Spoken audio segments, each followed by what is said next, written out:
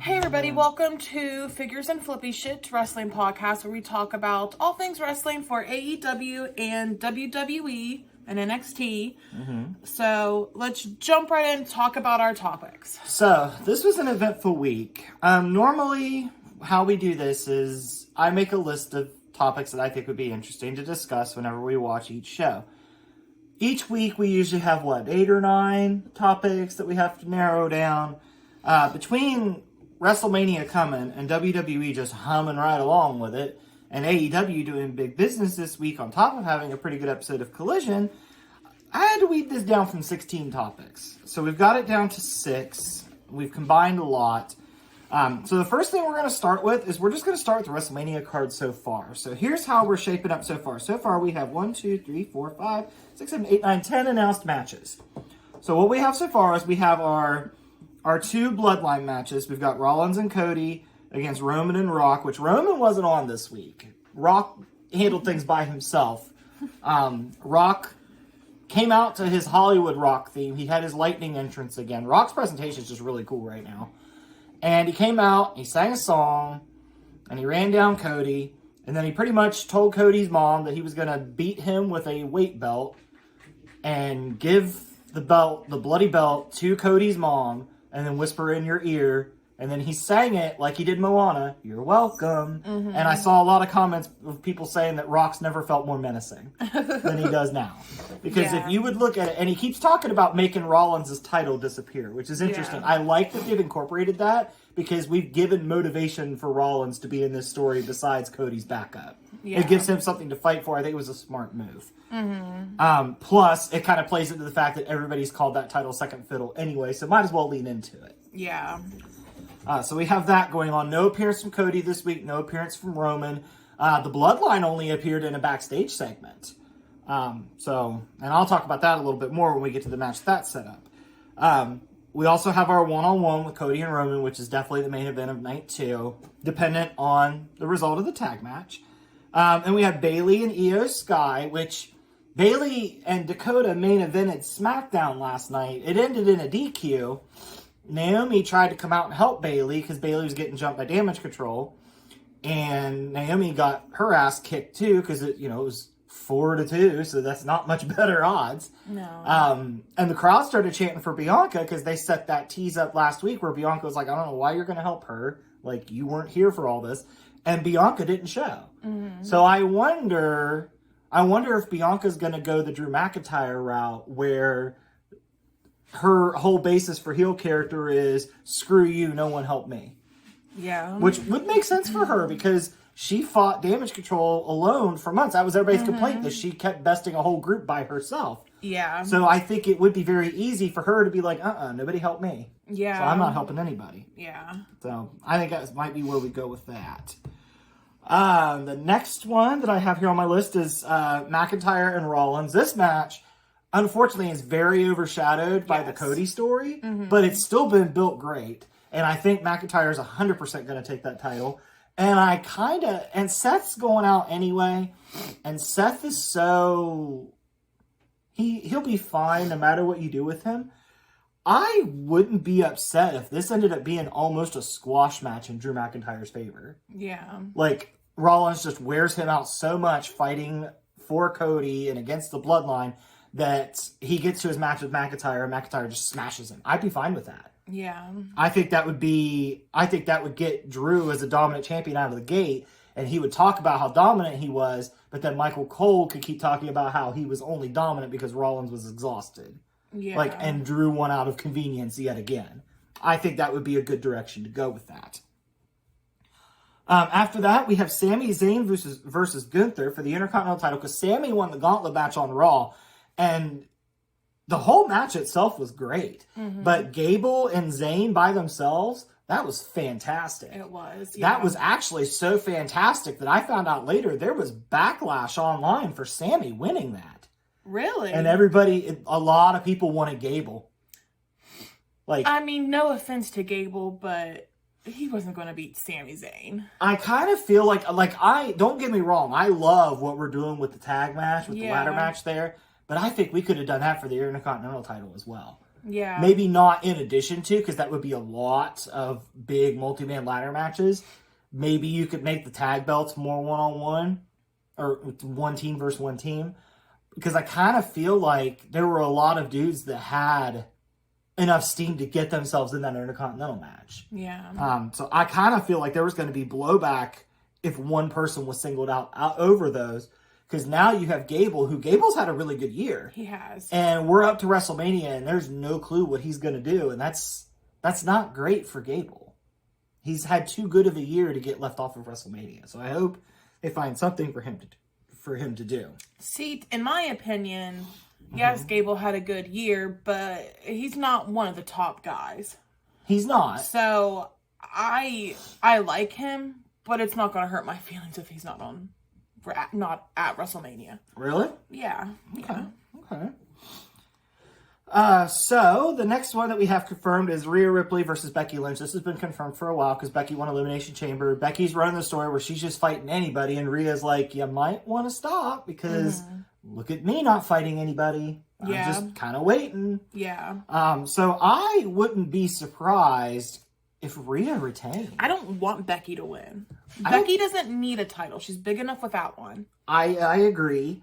And I think this is a case of just where they pretty much were like, this is a big money match, because they haven't wrestled one-on-one, I think, in 4 years, is what they keep saying. Mm-hmm. And Becky's so big that you do eventually have to have her go for the title at some point. At some point, but no. At least it's not as bad as Charlotte, where anytime Charlotte's around, she's in the title picture. Yeah.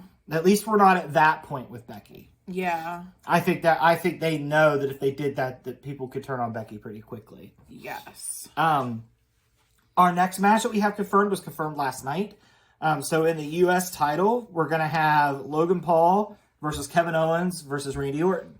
That was set up last night because Logan Paul was pissed that Orton RKO'd KSI. I can't stress enough again, KSI took that RKO like a fucking pro. So Logan Paul went back to Nick Aldis and was kind of playing privilege, and Nick Aldis has just crushed it as SmackDown GM. If they gave out an award for GM of the Year, it's Nick Aldis and a very distant second to Adam Pearce. Yeah. But anyway, Logan Paul wanted an apology, and Nick Aldis was like, why don't you go get it out of him yourself? So Logan Paul came out and sat on commentary during Randy Orton and Grayson Waller's match.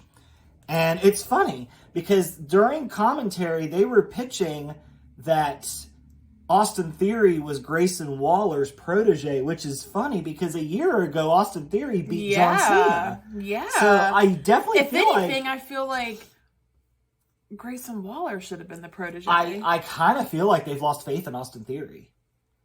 I kind of feel like Austin Theory was a Vince project, and Triple H was like, he's not there yet. Austin Theory wouldn't be bad if he just had more personality. Yeah, Austin Theory, if he could shore up his character work, his in-ring's brilliant. Yeah. In between the ropes, he's great. It's just his personality that kind of suffers. And I do feel like that's gotten a little better since he's been with Grayson Waller, because that was a great pairing to put together. It was, yeah. Those two are a great pairing. I hope those two do something fun for WrestleMania. Yeah. But I don't know if they will or not. I mean, we already have. Well, I guess we have 2 nights. Yeah, we have 2 nights to spread out against.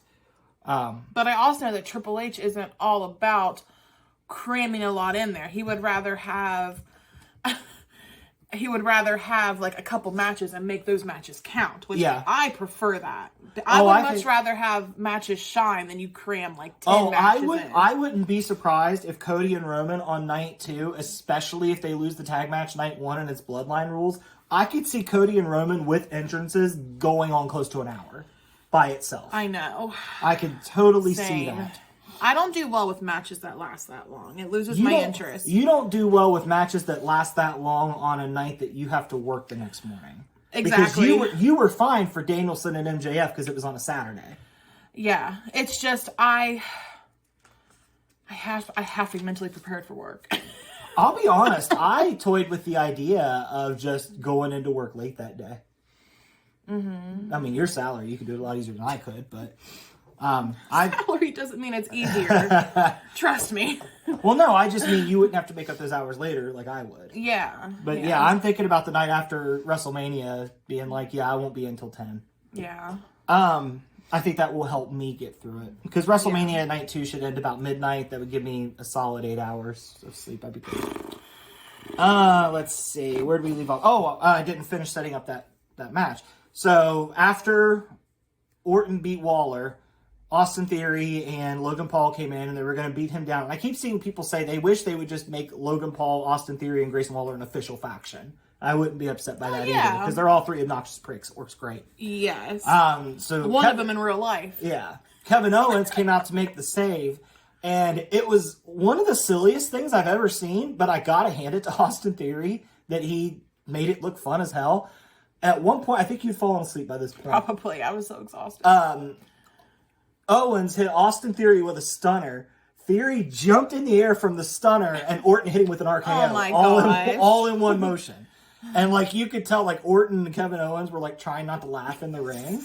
Like, and kudos to Austin Theory, because Austin Theory sells a stunner great because he flies into the air. It's like the Scott Hall sell, which is great. And then just, it was silly nonsense, but it was fun. Yeah. And what was funny is once they announced it a triple threat, everybody online, I saw the comments, they were like, okay, when's KO getting hit with an RKO? And it never happened. They left the segment fine, but I guarantee sometime in the either next SmackDown or the one after, Kevin Owens is getting an RKO. Oh, yeah. It's going to happen. Because he almost got it from Orton, because after he helped Orton, Kevin Owens is the self-aware character, so I'm surprised he made this mistake in kayfabe. He went up behind Orton and started to help him up, and Orton just instinctively went to RKO, and Owens was like, whoa. like, Owens, you should know better. You're the self-aware guy, and you didn't know this would happen? This has only been Orton for 15 years now. So that triple threat match will be fun. You and I have said it on this show many times. Logan Paul outside of the ring is an irredeemable douchebag. Inside the ring, he's got all-timer potential. He does. He's fantastic wrestler. It kills me to say that because I don't like to root for people that are not good people. Yeah. So it kills me to like. It's not even that I like Logan Paul. I don't like the insults he's made to people. I don't like that, but his in-ring is good. Mm-hmm. Everything else about him I do not like. But in the ring, he entertains you. I tolerate it. Okay, fair enough. So the next match that we have confirmed, we have 3 more matches to talk about for WrestleMania so far, is the Uso Civil War. So, Jey Uso issued the challenge on Raw for Jimmy Uso to fight him at WrestleMania, which I've heard this is something that they've always wanted to do. I wonder how Cody feels about this, because Cody always wanted to do that with Dustin, and WWE always shut it down. So I kind of wonder sometimes if Cody looks at that and is like, man. I don't feel like Cody Rhodes has anything to gripe about right now in his life. No, and him and Dustin had their 5-star classic at Double or Nothing. Yes, and Cody Rhodes is doing just fine without getting that match. Some people say they're still cleaning the blood out of that canvas from that match. But anyway, Jimmy responded on SmackDown, and I agree with the stuff I saw online. A lot of people were glad that Jimmy finally cut a promo that matched Jay's intensity. Because he's been all goofing off and no yeet and I haven't been able to take him seriously. Yeah, he hasn't felt like a threat. No. But he cut the promo last night. It was actually outside of The Rock, it was the only Bloodline interaction we had. Which is cool. Because the Bloodline takes over. Well, it started with Kayla walking up and scaring the living shit out of Paul Heyman, which was hilarious. Because Paul Heyman oversold it like he does. But yeah, Jimmy just stared down the lens. He was talking about how Jay's always been little brother. He always followed him around. He accepted his challenge. I'm hyped for the Uso Civil War. Oh, I am too. They're fun to watch wrestle. They I are. think watching them wrestle each other is going to be I think it'll be amazing. Yeah. It'll be so good. And I love that people were behind it because they started those two in the Royal Rumble, which was a great gauge to see if people were going to be into it. That was smart. Yes. Because that gave them 2 minutes by themselves. Yes. And see how the crowd reacted. That was a brilliant. Yeah. WWE has gotten so much better. WWE is killing it. They are. And WWE, I think, is like the wrestling promotion right now. I saw last night, I saw a comment. No, I saw it 2 days ago. It was after AEW's big business numbers came out, and they actually, when they accounted for the overrun, they didn't break 800,000 again. And a lot of people were saying that it's not necessarily that AEW is doing a lot wrong. It's the fact that they came in as the alternative because the main option sucked. Well, now that the main option's good, the alternative's not needed. But is that also taking into account people that don't watch it live, though? Yeah, I think that takes into account DVR numbers, too, yeah. Because if it's not, that's not a good way to measure it anymore in this day and age. Yeah. They have all kinds of numbers. I think that's just viewership at the time. And here's the thing. I don't care how many views AEW gets. I want to enjoy it. So if you were going to fixate on, not you, but I know a lot of fans fixate on views. Get over it. If that's what you're fixated on, just don't watch AEW. You're not going to be missed. You're just going to complain about AEW because those are the ones that fixate on the numbers are the ones complain about AEW. Nobody's going to miss you. You're not important. Nobody gives a shit what you're saying. So, like, just shut up about the numbers. Who gives a crap? But I do agree with the assessment that AEW was a lot more attractive to watch when WWE was in the shitter. And now that WWE's not in the shitter, everybody's kind of just migrated back to WWE. Yes, but to play devil's advocate, that's what I'm best at. Yeah. It is so tribal right now. Yes. For some reason, most wrestling fans think that you can't watch both. You have to choose. And that's just stupid. It's so tribal right now. Just enjoy wrestling. Don't ruin it for the rest of us because you're weird. Yeah. And stupid. The other argument that I've seen is that WWE, between their two shows, not even accounting for NXT, is 5 hours a week. Yeah. And for a lot of people, that's plenty of wrestling. They don't need any more. It is hard. I really struggle every week to keep up with all wrestling. I just don't. And we only keep up with the two major North American ones. And I just don't have. It's just very difficult to work full time at a job that's sometimes stressful, to then know that you have to watch wrestling. Because there are some times, I get it. I love wrestling, but I just don't have the energy for wrestling. I don't know if that makes sense. It's just working 40 plus hours every week, plus having 11 hours of wrestling. It is hard to dedicate to that. It's very hard. There's so much wrestling. I think there's 12 hours. Well, it's just very hard to dedicate all this time to just even AEW and WWE. It's very difficult for me, at least. Like, I really struggle. Yeah, I mean, it's a point now where there's so much wrestling available. You're only going to watch what piques your interest the most. Right. And I'm sorry, WWE is crushing it. It is. WWE is my pick. I still have my gripes about WWE. I hate how child-friendly it is. I hate that. I absolutely hate that. Even if we had a kid, honestly, like, I would still let them watch it because you teach your children. Like, you correct them when they're wrong. Who cares if they see cuss words and everything else? Like, you teach them what's right and wrong. So I wouldn't care if they even watched it. Now, AEW, sometimes, depending on the match. If Moxley's doing one of his hardcore matches or Hangman Page doing one of his hardcore matches, I'd probably be like, we're not going to watch that tonight. Because I struggle with that. Yeah. But, like, I hate the kid friendliness. I hate how you censor the word shit. I hate it. Like, I don't know. Yeah. That's always been a gripe of mine. When like, parents are always like, oh my God, my children can't hear cuss words. You're telling me you never cuss at all? Come on. Yeah. Like, it almost makes you want to just be like, oh, fuck, right in front of them. Like, you're being too righteous for somebody that's probably not that righteous at all in real life. So, yes. You got to overcompensate, I guess, for being a good parent. But I digress. Yeah. So we've got two more matches so far. The 6-pack challenge ladder tag thing.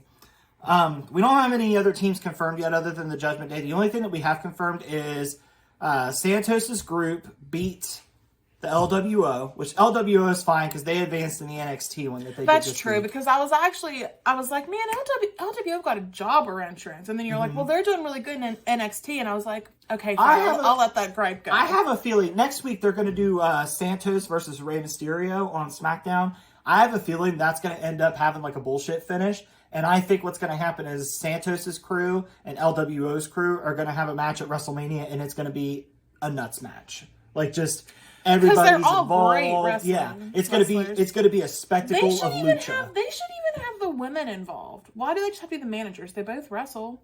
I think they would get involved.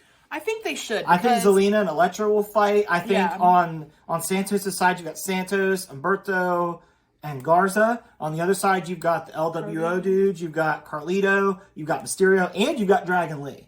Oh, I forget about Dragon So Lee. the LWO is going to outnumber them. Yeah. Honestly, what I think would be really cool, and what I would do, and I think you could make waves with this, is if you had one of the LWO dudes turn to join Santos. What if it was like Carlito? Because Carlito was the reason that... Carlito was the reason it broke up in the first place.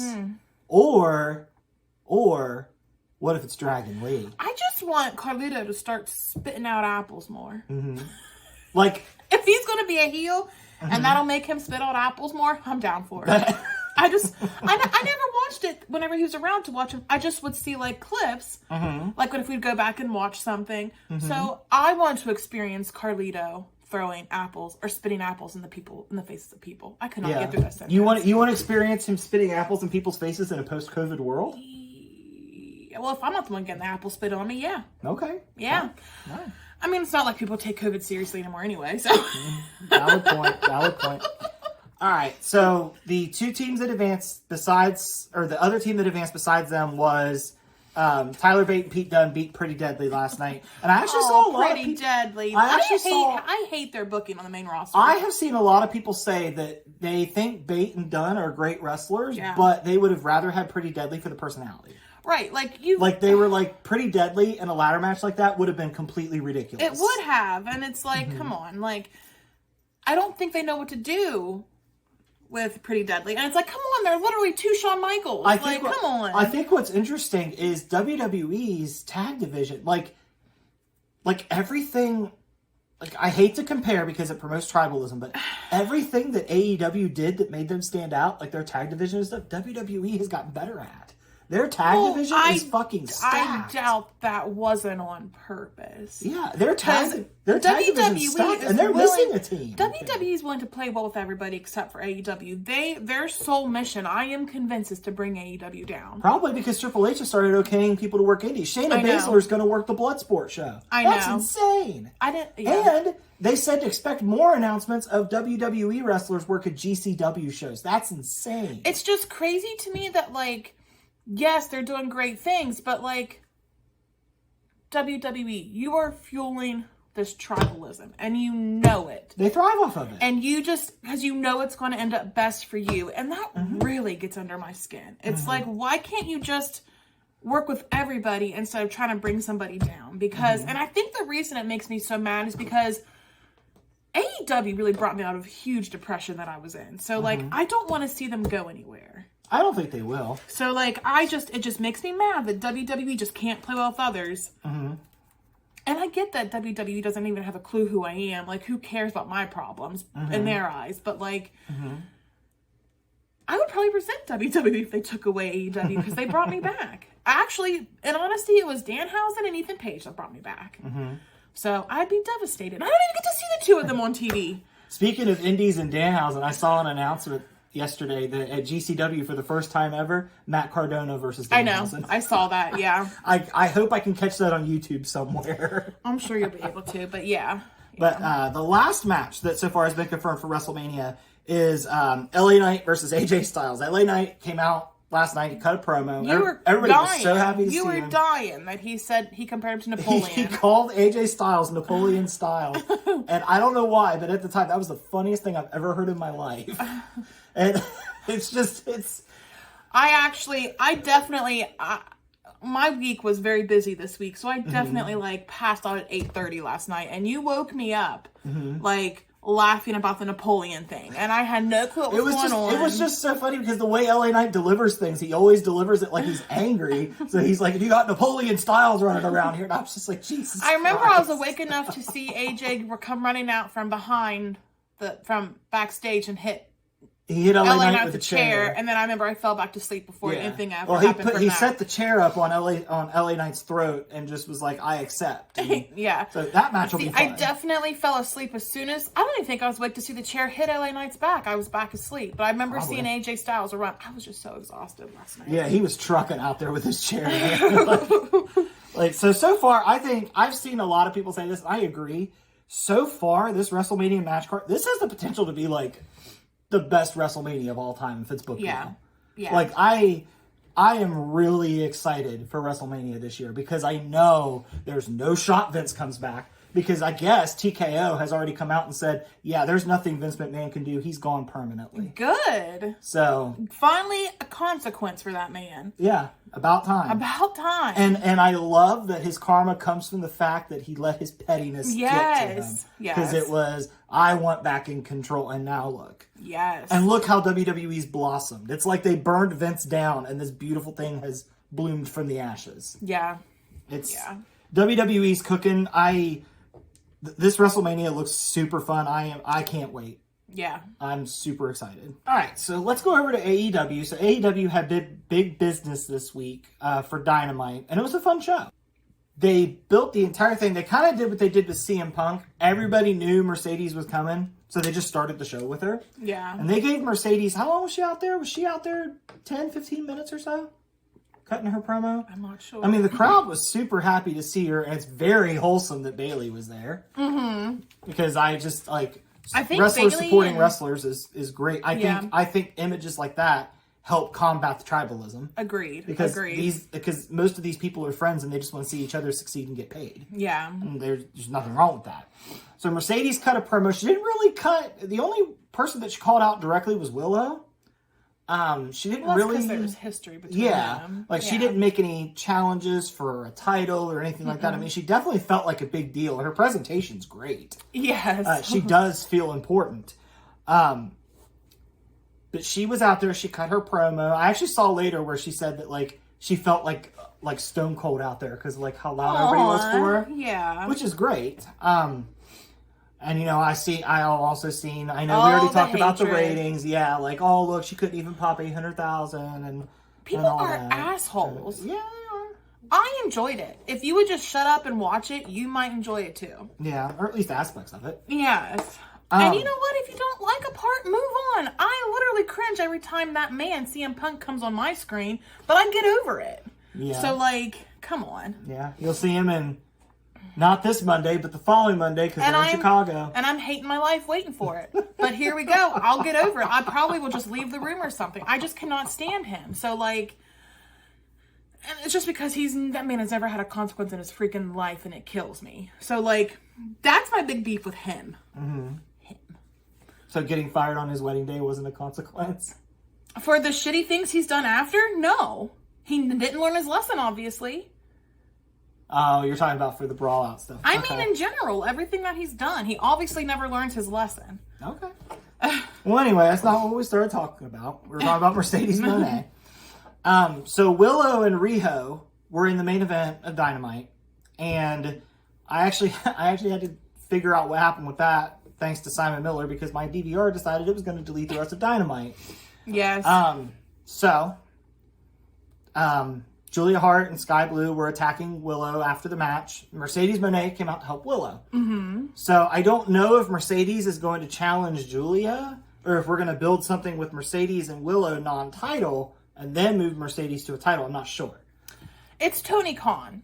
I think he's going to jump the gun and go to a title first. My worry is, since it's Tony Khan, that in 2 months, Mercedes Moné is just going to end up on Rampage. Mm-hmm. Like Saraya did. I mean, Mercedes Moné knew how Tony Khan books women whenever she chose to go there. Yeah. A lot of people kind of wondered if for her debut, if one of her conditions to join AEW was the show that I debut on, women need to main event. Well, just the fact that they've been showing more women recently since they announced the big business thing. Yeah. So I feel like that might have been a stipulation, like you got to book the women better. That would be one for me. Like if I'm coming here and you're making me seem like a big deal, you've got to book the women better.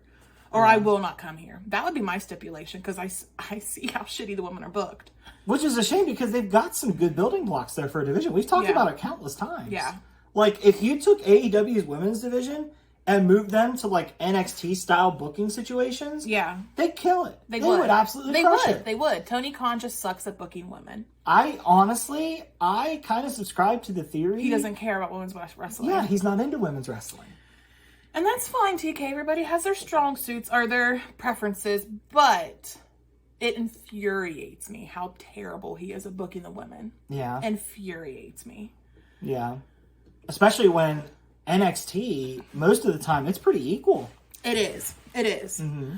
Like, there's no reason why you can't book a woman the same way you book a man. No, and WWE's got some legit women stars of it. Look at Tiffany Stratton. Yeah. Tiffany Stratton's been on the main roster less than a month. Mm-hmm. And one of the biggest criticisms I saw of SmackDown last night was Tiffany was not involved in any way. Yes. She's been on the main roster for like a month. Yeah. And everybody's like, okay, where's Tiffy time? Yeah. She's going to be huge. Yeah, so I worry, especially with somebody like Mercedes Moné, because if she's not happy, she has no issue walking. No. And she can be kind of I don't want to say a diva, because she's standing up for what she believes is right, so I don't want to hold that against her, but in the context of stuff, she could be considered a diva. You know, does that make sense? Like, I don't think she's a diva, but how she acts could be. There are some people that say that Mercedes Moné is Mercedes Moné's biggest fan. Yeah. And that they essentially say that she wants to be at Charlotte Becky level, but she's not there, and she thinks she's there. I think she's above Becky, honestly. I don't think Becky's that great of a wrestler. No, they're not. I'm not talking about skill. I'm talking about popularity. Oh. Well, skill level, I do think Mercedes better than Becky Lynch. In the ring. Yeah, yeah. But I also worry that Mercedes Moné, I would be very nervous, like, signing her to my brand, because she is her biggest fan. However, why is it okay for men to be their biggest fan? Men do it all the time in wrestling. You have to be kind of narcissistic to be in the wrestling world. And you're telling me that people that, like, I don't know, you're just telling me that, so has anybody ever said that about a male before? That was very all about themselves? I'm sure they have. I can't think of anything right now. I know there has been examples, but I can't think of a concrete one off the top of my head. Well, all my point is, that's not... A lot of people said that about Cody Rhodes when he left AEW. Yeah. Because Tony Khan wanted to give him a pay cut, and everybody said Cody's not as big as Cody thinks he is. I think he's gone to WWE and disproved that. Yeah. Well, okay, then maybe I'll take that comment back. I'll use that as my example. People said that about Cody Rhodes. I'm just pointing out that wrestling fans are so quick to turn on women, to judge them, to talk about how crappy they are. They have one bad match. They're quick to turn on anybody, especially women. I understand. I was like, stop, because you know women have it worse than men in the wrestling world. Yeah. We've been in live crowds. We hear the sexist remarks. We hear the things people say. I read them. Like, wrestling fans just want to see women, some of them just want to see women in bras and panties again. Like, that's what some men think that women should be in wrestling still in 2024, which is sad. Oh, I read comments every week. You know, the women could go out and put on a 4-star match, and this person was like, I'm sorry, women just can't wrestle. Right. And it's just like, I'm sorry, you think your opinion matters, and really you're probably just a big loser. Like, you can just go away, nobody would notice. Yeah. I could be a heel. I could come out with such good heelness to people that were buttheads. I could do it. Like the justified heel? Like, yes. Like how Drew McIntyre started before he ballooned into what he is now? Yes. Yes. Yeah. Well, do you think Mercedes is going to have a big impact? Like, do you think this is AEW's women's turning point, or do you think Mercedes ends up on Rampage in 6 months? I honestly don't know. It depends on Tony Khan. I don't have a lot of faith. I really feel like it's going to end up her on Rampage, honestly. Because I don't trust Tony Khan. I mean, I heard that I don't think anything's been confirmed, but I heard that he made her the highest paid woman in wrestling. Okay, but that doesn't mean he's going to still book her well. No, that's what I'm saying. Like, he's a billionaire. it was probably a drop in the bucket to him. Yeah. And he's like, I'm bored of Mercedes. Let's do. Yeah. I don't know. There are women come and go so quickly. They do. It's a They shame. do. Like Sheeta is in the wind most of the time. Emmy Soccer is in the wind most of the time. Well, Sheeta does other stuff though, dear. So just don't forget that, like, just because I think that's something that you struggle with is just because somebody's on TV every week doesn't mean they're not doing something else. Well, here's what I'm gonna sit here and hope for. I'm just gonna sit here and hope, and every night when I go to bed, I'm gonna sit down and pray, and I'm gonna hope that one day I get to see Mercedes versus Jamie Hayter, because I think Jamie Hayter will beat the ever-loving fuck out of Mercedes Moné, and she'll sell it like she's being killed, and I can't wait for it. Yes. That's the money match for me. Yeah. I've seen a lot of people say Toni Storm and Mercedes Moné. My money match is Jamie Hayter and Mercedes Moné. Yes. Yeah. And do that shit at All In. Yeah. Even like a Thunder Rosa and Mercedes Moné. Thunder Rosa's good. Yeah. I don't know how you get there, but let me make this simple for you, TK. Somewhere between now and All In, you've got 6 months because it comes back in August. Or no, I'm sorry, 5 months. It's March now. It comes back in 5 months. In that 5 months, your job is to turn Mercedes Moné heel. She's a natural born heel. She's natural at it. She's in WWE. She showed that she's as a face. She feels too forced. Yes, she's a natural. I don't want to use this term because it's describing a woman. She's a natural bitch when she gets in character. Why couldn't you just say a natural badass? Well, her character is ratchet. I'll go with ratchet because that's what they called her in NXT. She's naturally ratchet. So turn her heel. Have her get the title from Toni Storm. I know Toni Storm's kind of heel too, but you could use this as a redemption arc for Toni Storm. Because the crowd wants to get behind Toni Storm anyway. Mm-hmm. So get the title from Toni Storm to Mercedes Moné. Maybe you do that at Double or Nothing.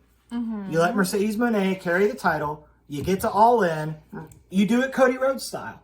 Mercedes Moné shows up to All In. She's like, I need a challenger or I'm leaving. I get paid way too much money to just sit here. And then you re-debut, if she's good to go, you re-debut Jamie Hayter at All In. And she gets the return pop in England against Mercedes for the world title. Yeah. It books itself. It does, but then you have Tony Khan over there, like, how do I book anything good? When you said that, I imagined the gif of him. Freaking wide-eyed. Like deer in the headlights. Yeah. But yeah, that's what I would do. That's the path I would take. That's where I want to see this go. Okay, so sticking with AEW, I want to talk about Danielson and Ospreay because, good Lord, I'm like a kid at Christmas with that match. Will Ospreay's a 5-star match machine. Bryan Danielson's a 5-star match machine. Yeah. They're both so talented. I get goosebumps just thinking about this match. I feel like Dave Meltzer just looks like this, just thinking about that match happening. Like, he's ready for it. Dave Meltzer. He's ready for it. The match build's been fun because it's kind of been like, it's almost been like flirting because they're both just like, yeah, I want to wrestle the best, and that's you, and all that. And Will Ospreay came out on Dynamite, and he cut a really good promo. He's just so fun in his promo. He is, and I love his music. Like, his music is so bombastic. It's like you hear his music and it just feels like someone important is coming. And he just comes out and he's only 30 years old. He's only 30 years old. Imagine what he's going to be like when he gets to like 35, 36, when he's really in his prime. Yeah. Like that dude, he already has broken the record for 5-star matches and he's fucking 30. And here comes Danielson along just, hey, I'm only going to have the best year of my career here at the end. I'll fight you. Yeah. There's not much to say. I mean, Will Ospreay cut a promo on Dynamite. Danielson's been working the angle from Collision. I don't know what else to say. I'm just so excited for this match. Yeah, it'll be so excellent. It's the week after my birthday. After my birthday. Yes. I am so excited. I'm so excited. And the week before my birthday is WrestleMania. So I'm looking forward to April because we have WrestleMania, then we're traveling for my birthday. There won't be a show that week, spoilers. And then we have Dynasty the week after that's headlined by Ospreay and Danielson. We're probably going to get Swerve and Samoa Joe at Dynasty. I think we're finally going to crown Swerve. I hope. Oh man, the only thing that sucks is April's a crazy, stupid, busy month for me at work because I have a big project to do that month. But that's okay. Wrestling will get me through. Wrestling and travel will get me through. So what do you think? What are your thoughts on Danielson and Ospreay? Are you ready? I've been saying this whole time I'm ready for it. I'm excited. Yeah, I like, say what you will about AEW and their story, their booking of stories, and Tony Khan's stop booking, heat up, cool off. The pay-per-views usually deliver. They do. But that makes sense because Tony Khan's style of booking is more indie. focused on booking matches. And it's more that's like all pay-per-views it's more are. like indie booking, like how indies book their shows. Yeah, because there's story, but there's not like, it's not as in-depth. Yeah. But I think that's why the pay-per-views come off so well, because Tony Khan's the most interested in booking matches, and that's all a pay-per-view is. Yeah. It's just booking matches. Yeah. Based on your payoffs to your stories. So I think that's why the pay-per-views always deliver. Yeah. I just really want them to get a deal with Max so I don't have to shell out $50 every month for a pay-per-view. Please work that out. Warner Brothers, stop being dicks and just put them on Max, please. Yeah. That's all I ask. Now let's go over to NXT. NXT is building for Stand and Deliver. And so far, the two matches that we have, well, we're going to have a triple threat for the NXT tag titles, but there's like qualifying matches to get into the triple threat. Or no, I think you have to do the qualifying match to get into the triple threat. The winner of the triple threat gets to face Braun Breaker and Baron Corbin and Stand and Deliver. So it's very convoluted how to get there. And I think the only LWO advanced, and I don't remember who else advanced. Another team advanced, but I don't remember who. NXT feels like a lifetime ago. So we've got that going. We've got Ilya versus Tony D, which Tony D and his family essentially abducted Ilya and took him to the death bridge. Kidnapped him, took him to the bridge where they always dump people over to kill them. And Ilya was just kind of like, whatever. I'm not afraid. Like, should I be? Well, yes, you were just kidnapped and shoved in the back of a car, in the hood of a car. Yeah. So yes, I think you should be. I think this story's going to be really fun. I'm really excited to see Ilya work with somebody that's not Trick and Mello for the first time in what feels like forever. Yeah. Probably since he worked Dijak. Yeah. Or got injured by Ridge Holland. And then just ripped off the neck brace. It's like, that's not how neck injuries work, but okay. Yeah. But I'm excited for those two. But I think the real story that NXT's doing here is Trick and Mello. I was going to say, it better be Trick and Mello. I don't know that they're going to main event. It wouldn't surprise me if they main evented. I have a feeling we have 3 weeks, I think, till Stand and Deliver, 2 or 3 weeks. I wouldn't be surprised if the way that these two talk about how like they're at the top of their game, no one's on their level. I wouldn't be surprised to send Mello to the main roster if they make this a loser leaves NXT match. This is like a marriage that's blown up into irreconcilable differences, and one of them has to move across the country. They're going to kill each other. Yeah. So I could really see this being a loser leaves NXT match. I think Trick wins that, sends Mello to the main roster. Yeah. And then Mello has all kinds of feuds ready to go on the main roster, like Carmelo and LA Knight, sure. Carmelo and AJ Styles, yep, I'll take some of that. Yeah. That'll be fun. Also, on the women's side of things, Roxanne has definitely made her turn into heel. I think we're going to her and Lyra at Stand and Deliver. I don't know who wins, honestly, because it feels like Lyra hasn't had the title that long. It feels like she needs to hold it for a little bit because she got it from Becky Lynch. Yeah. But at the same time, Roxanne as a heel with the title, there's a lot they can do with her.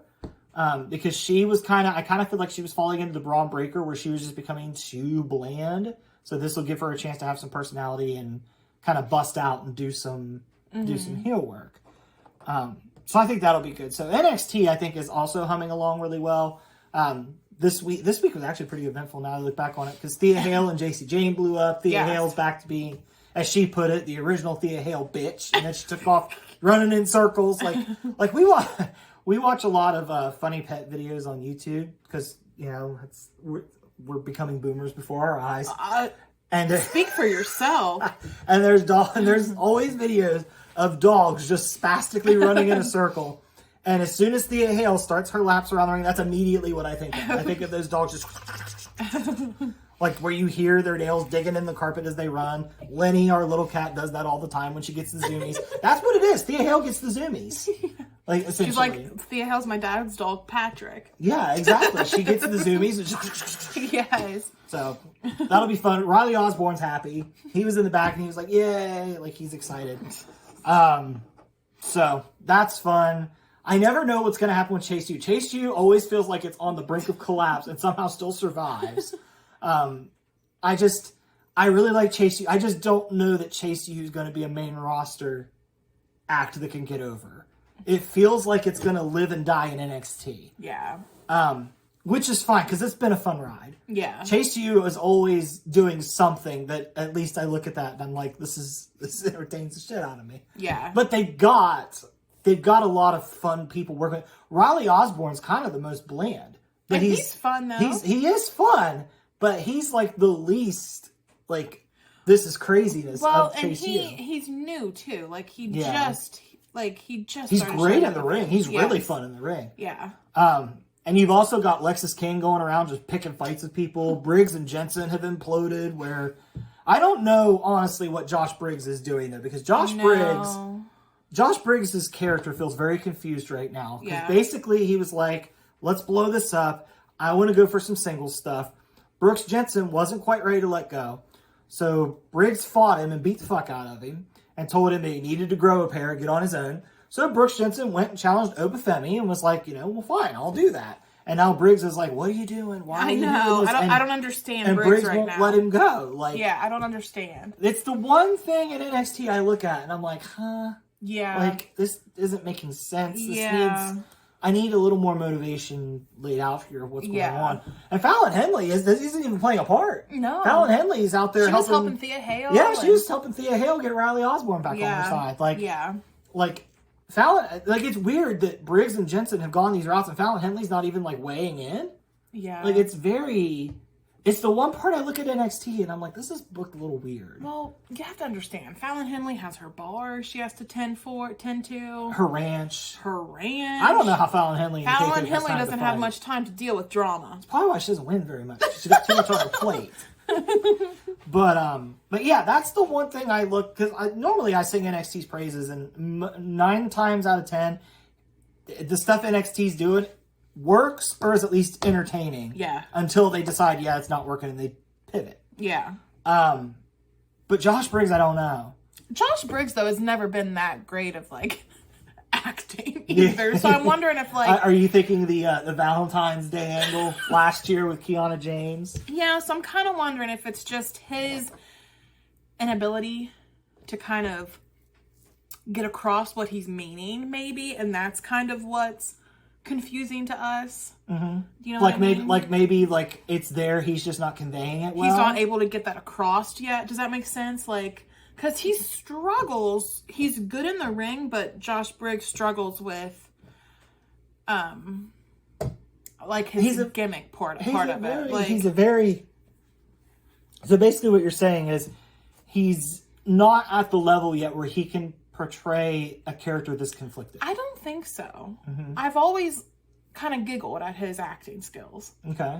Because they would have serious moments and his acting would be terrible, and I'd be like, oh, you ruined it for me. Like, so I kind of wonder if that's the issue too, is he's just not able to portray what they're wanting him to portray well as he should be. That's possible. I think on the other hand, I think Brooks has done pretty well. Oh yeah, he has. Yeah. I think Brooks is better than he was last year during the Valentine's Day angle. Yeah. Brooks has grown. Yeah. Really? Because I think the only person that I had an issue with during last year's like Valentine angle was Briggs. Mm-hmm. I just cannot get behind Briggs's acting. Yeah. Just cannot. So nobody book him in any movies or TV shows. Yeah. I'm sure he's a nice guy. Yeah. But it's just, I don't know that he's got the skill to conflict. Yeah. Because it's a very, I get kind of what they're going for with how conflicted he is. He's conflicted. Like, he wants to be on his own, but he wants to look out for his brother. And but I would agree with you. He's not doing that great of getting that conflict across. Yes. He just always seems angry. And I'm like, why are you angry if you love him? But you sound so angry. Like, I don't understand. Yeah. So, yeah. But that's a question mark. That's one that we'll have to see how that goes. I think we're going to end up with Brooks Jensen and Josh Briggs again one-on-one Yeah. at Stand and Deliver. I hope that Brooks Jensen wins. I think he will this time. Good, because Josh Briggs, he isn't bad in the ring, but if I had to pick one, I choose Brooks They've Jensen. wrestled. That mullet man. They've wrestled twice, and Briggs has beat him both times because Yeah. they wrestled after the Valentine's Day blow up, and then they wrestled a couple weeks ago, and Brooks Jensen got murked both times.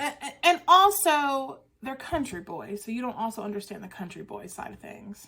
You were never a country boy. You'll never be a country boy in your life. So, country boys don't show their feelings that well. So I wonder if that's what they're doing. Like, country boys, you're not supposed to have emotions in the country, and if you're a boy, no way, Jose, that makes you weak. So I wonder if maybe that's part of it. I could see that, but at the same time, I feel like Brooks Jensen has showed that emotion.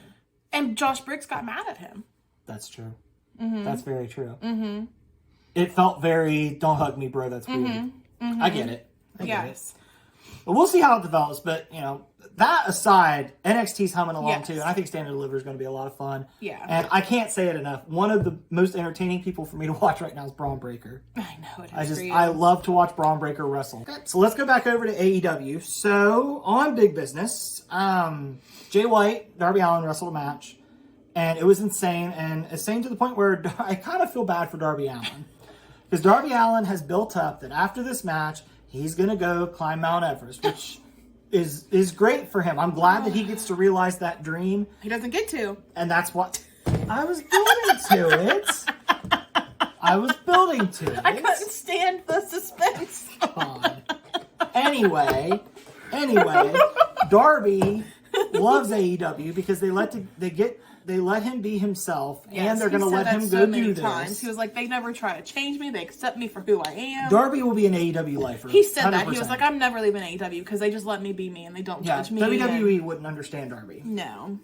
Which is fine. That's fine. Okay. I mean, that's what happened with Swerve, too. Like, people just don't mesh sometimes. It happens. Like Andrade. I don't know if you would say Andrade meshed that well in AEW. I don't think Andrade is just happy in general most of the time. I think Andrade thinks he's more important than he is because he's with Charlotte Flair. There you go. I thought there was No. I was just... Good Lord. No, I thought there was a bug and I panicked. No, I was just going to say Andrade is one of the examples that we were trying to find with Mercedes, where they think they're bigger than they actually are. Yeah. But that makes sense for Andrade because Andrade is married to Charlotte. I'm okay. I'm just trying to breathe again. It would be hard to maybe it would be hard to look at how big Charlotte is and think, man, I gotta be that big, right? Maybe, yeah. If you were insecure. I don't know much about Andrade personally, but that wouldn't surprise me. I'm just still trying to get over my heart rate. I don't even understand what you think happened. You weren't looking at me. You were looking over there, and then you pointed, and I was like, "Oh my God, what's over there?" So sorry. Okay. Anyway, back to Darby and Jay White. Oh man. I don't even know what we're talking about. Darby and Jay White wrestled. And Darby broke his foot 2 minutes into the match by doing a spot where Jay White was on the apron and Darby just flew back for a coffin drop and just bounced off the apron and hit the ground. And Jay White just kind of meandered around. That was 2 minutes into what was, a 15, 20-minute match? It was brutal. So, Jesus. Jay White absolutely crushed Darby. Yes. Well, it was an even match, but Jay White won decisively. Just the way Darby sells, it just made it seem like he was just getting annihilated. Yeah. And they were promoting that as this is the first time they've ever wrestled. And it was fun. I'll watch it match. again. It was an excellent match. Yes. So the end of the match comes, and of course the Bullet Club has kind of been being nice with the Acclaimed, and so Jay White stands up, and the Guns are in there with him, and Jay White extends his hand to Darby. And Darby stands up slowly. Darby's cautious, like he probably should be. Darby's always slowly moving. Probably because he's like, But Darby put his hand up, and Jay White just changed it to the gun to his head. And then the Guns started to attack him. They put the chair on his leg. They were going to Pillmanize him. And the Acclaimed comes out, and the Acclaimed's like, this is not how we do things. We're not going to do this to Darby. Like, Darby's done nothing to us. Yes. This is fine. And Jay White's, okay, that's fine, whatever.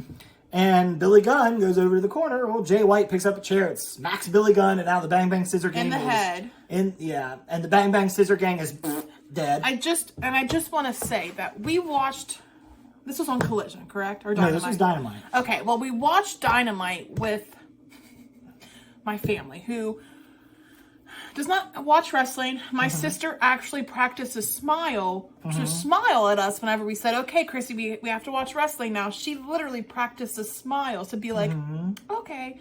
So, like, during all of this, they were like, oh my gosh, what? Oh my, like, they were, like, my sister was outraged. I think your sister thought Darby died. My like a couple times. My dad was just like, he just kept pointing to the TV, not saying anything. Did you see him? He just kept pointing. He was like, whoa. Like, so he was confused. So, like, Yeah. yes, it's always... Darby Allin will have that effect if you've never seen him before. Yes. So the Bullet Club and the Acclaimed have essentially divorced. What was really funny, though, was Caster and Bowens were helping Darby out of the ring, and when they heard Daddy Ass get smacked, they just kind of just dropped Darby on the ground and went back to go help. But Bang Bang Scissor Gang ended up taking Darby out anyway. Which I thought was really funny because I was like, Darby established he's going to go climb Mount Everest. I don't think you need to Pillmanize his leg to take him off TV. He's made his intentions clear. But the ironic thing was his foot was already broken. So there, like you said, there's no Everest for Darby, which really sucks. I feel bad for Darby because he was. That's all he talked about. Yes, he did the training for it. He got I'm sure he can do it after, can't he? Yeah, but I think he said in his post that it's going to have to wait till next year. Oh no. Yeah. So. Well, hopefully that will decrease even more the chances of you dying while climbing Mount Everest. Yeah. I saw a lot of people saying this is divine intervention. Like this was somebody reaching down and saying no, Darby. Like Darby has no regard for his safety. No, but you know what? It's like he was coming out talking about like if I'm never here again, if I never wrestle again. I'm like, oh, good Lord. I mean, say what you will about Darby, and I know Darby's got a kind of a shady past, especially when it comes to Gigi Dolan. But I admire that Darby embodies that spirit of live every day like it's your last one. I admire that he can live that way. I can't live that way. But I mean, in order to get there, I think you probably have to deal with a lot of trauma to get to that point. I think you do. I think you do. So I don't know if you want to do that or not, because you'd have to go through. No, that's why I don't do it. Terrible things in life. That's why I don't do it. But I respect where he's coming from, and with everything that he's seen and been through. Yeah. To think like I might as well live like this could be the last day I wake up. I kind of respect it. Yeah. So I think what we're going to do is I think we're going to get to Dynasty. I think we're going to do the Acclaimed. I think we're going to do the Bullet Club.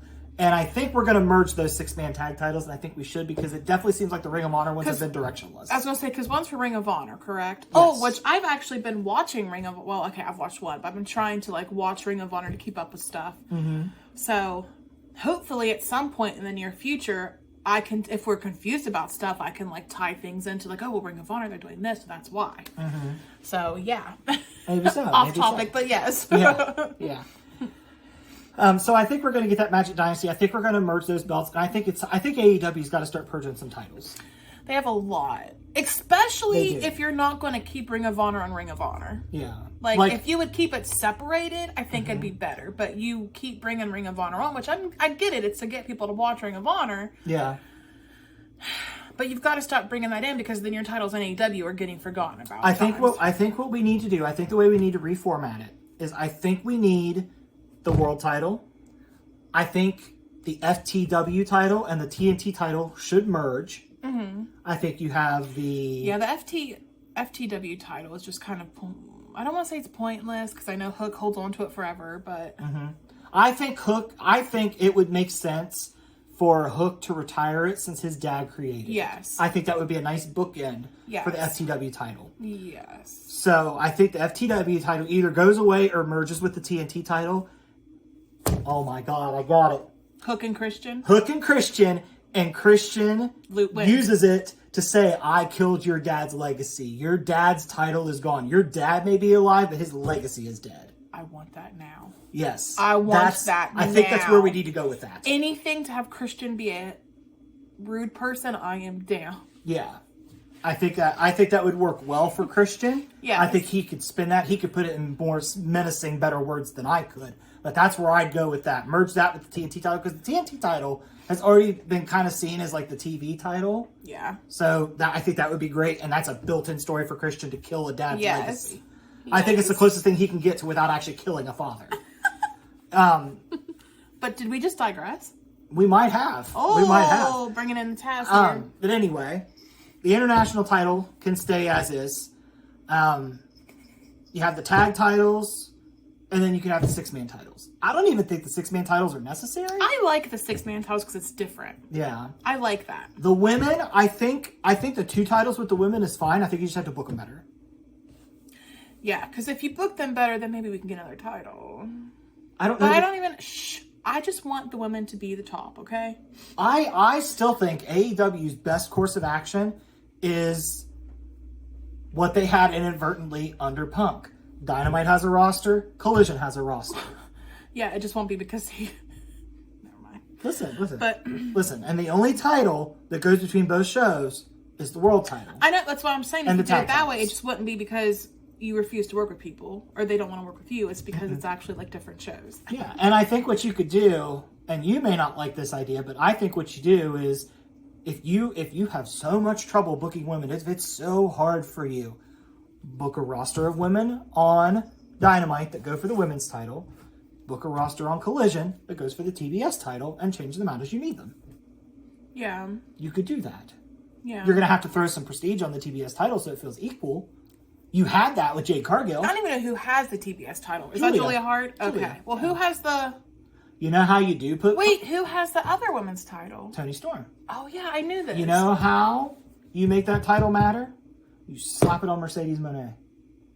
Yeah, I just don't... Oh, like the TV title? The TBS title. TBS title. And then you give her just banger matches on Collision every week to build the prestige of that title. Yeah. So it feels like it's it at least sucks equal for to Julia Toni Storm. Hart, but Julia Hart's young. She'll have her chance again. Oh, she'll come back to it. Yes, She'll come back she's to it. improved so much. And sometimes Julia Hart's matches are too slow for me. Yeah, she's still learning. She's is. what, 22, 23? Yeah. She's still really young. I think that's just her wrestling style, though, too. She's come a long way. I love Julia Hart. Don't think I'm like dogging on her. It's just sometimes she wrestles too slow. I like more fast-paced wrestling though, because That's why you don't like Britt Baker matches either. You have to keep my attention. I get bored so easily. Yeah. So.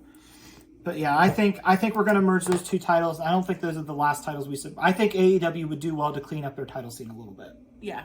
All right, so we started the show talking about all the matches that are at WrestleMania, but there's still quite a few people that are a big deal that don't have anything lined up for WrestleMania right now.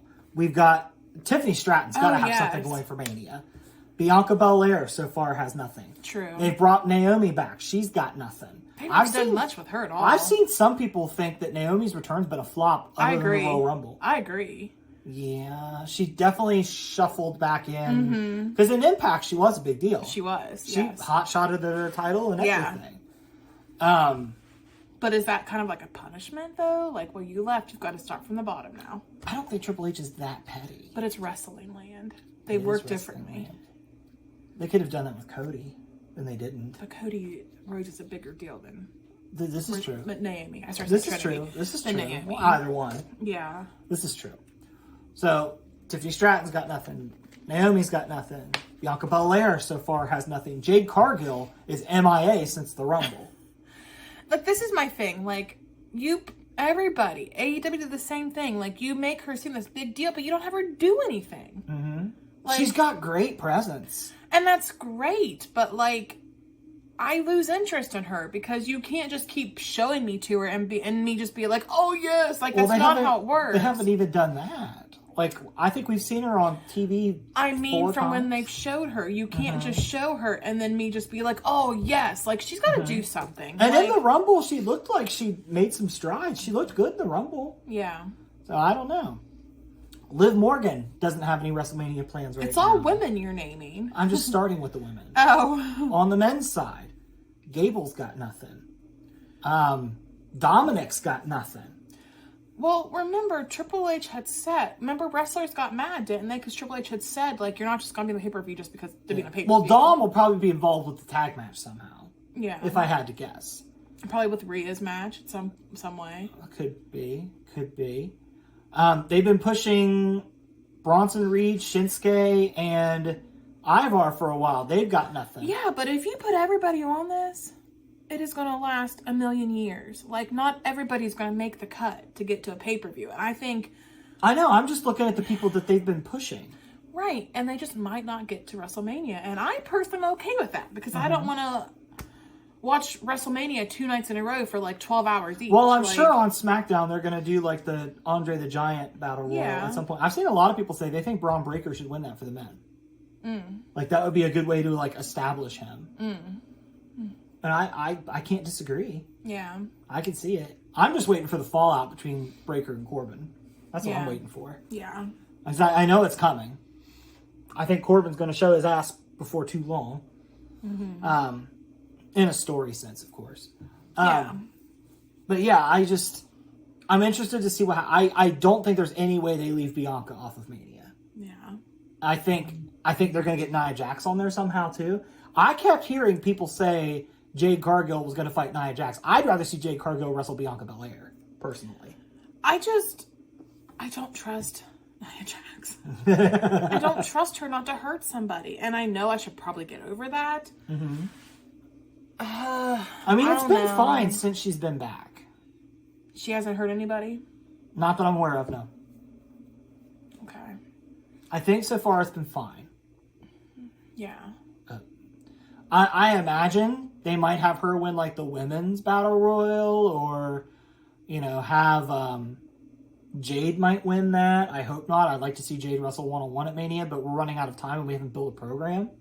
So I'm getting the feeling Jade's probably going to go to a battle royal setting. I wonder if they're going to have Jade premiere, like, after WrestleMania. Like, the start of the new season type thing. Like, here's her, here she is. Like, maybe. Because they do that sometimes. Because, like, the Raw after WrestleMania is usually, like, a fresh start with stories and stuff, too. You know what I could see? I could see Bayley beating Io Sky and beating her damage control demons, and she's out there on SmackDown, and she's like, I finally did it, and Jade comes out, and Bayley's just like, oh, fuck. Like, yeah. Well, PG version. Oh, no. Yeah. Oh, rats. Yeah. I don't know. Oh, darn. I don't know. Bayley will come up with something. Oh, darn. We'll see. But yeah, wrestling right now, it's cooking. Everybody's doing well. AEW is cooking something for Dynasty. Let's see if Tony's booking will continue to hold out. But we'll see where it goes. But, just make sure that you seek out something that you enjoy. There's plenty of outlets, plenty of companies out there. Wrestling's more exposed now than it's ever been. Yes, wrestling's hot. Yeah, I hit the tables. That scare you? The Rock said it a couple weeks ago, and a lot of people kind of laughed it off. But I do feel like wrestling's getting more accepted again as mainstream. You and I don't get as many funny looks whenever we say we watch wrestling. People are just like, oh, okay. Yes, you don't know how many times we've been like, you still watch wrestling? How old are you? You still watch wrestling? And it's like, clearly haven't watched wrestling if you're asking us how old we are for watching wrestling. And when wrestling's clicking, and when it's doing what it's supposed to do, and everything's clicking, there's nothing like it in the world. I agree. It's so entertaining, and to be in a crowd live, and to be in a crowd that's like a good crowd. Like, I was telling my dad about this. I was just like, it is the most fun I've ever had in my life. Like, anything that we travel to that's wrestling related, live shows, the wrestling cruise, it has been the best time of my life. Like, there's nothing that beats wrestling, in my opinion. Like, I gripe. It's hard for me to watch it every week, but there's nothing else like it at the same time. We've been to NHL games, we've been to NFL games, we've been to baseball games. We haven't done any NBA games, but we've done like college basketball, and we've gone to gymnastics meets and this wrestling, not professional, but wrestling, all this other stuff. There's nothing like it. It doesn't touch wrestling. No, it's just the environment is so intoxicating. Yeah, it is. That's a good word for it. That's a good word for it. It's easy. We've had people come to our house when we're watching wrestling, and they say, I need to leave or I'm going to get sucked in. Yes. They're like, oh man, I have to leave or I won't stop watching. Yeah. And we're like, well, that's fine. Watch it. Yeah. Well, actually, no, because I'm like, it's okay, go. Yeah. It's okay, go. Because they usually talk a lot. And I'm like, just go then. It's okay. Yeah. Like I am more than willing to teach you about who these people are, just not during the Royal Rumble or during WrestleMania or, Yeah. If it's like an everyday run-of-the-mill Raw, sure, I'll give you some time. If it's Dynamite, I can give you the time. But, other than that, come to me after WrestleMania. Let's start fresh. Yes. But, find us on the socials, Figures and Flippy S on Facebook, Instagram, and if you're found us on YouTube, you're already here. We have talked about possibly changing the name of the podcast, so we will let you know if we decide to do that, and the socials will update accordingly. Yeah. Since I am traveling for work this week, there will not be an episode next week. But feel free to leave some comments on the socials. We'll respond as we can if you want to get our ideas on stuff that's happened this week, or this coming week coming up. But that's all I've got. Anything you want to add? No, I don't have anything to say. Okay. Well, for once, I have nothing to say. Oh, okay. Well, we will see you guys in 2 weeks. Later. Did you like that video? Like, subscribe, and comment to the Figures and Flippy Shit Wrestling Podcast. Oh, yeah.